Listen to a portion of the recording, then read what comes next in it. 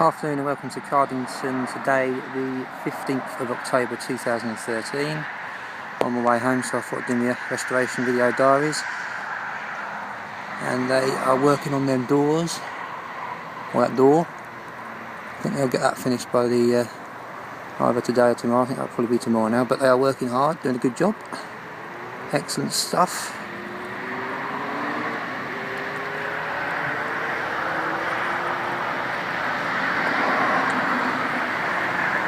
All going well.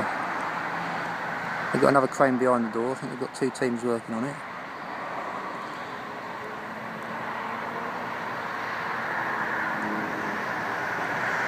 Chaps up there now, can't really zoom in on there.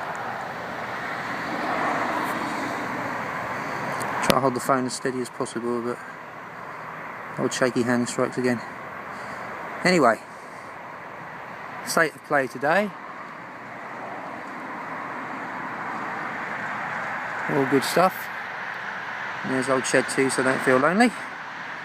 Time for my tea. Cheers guys.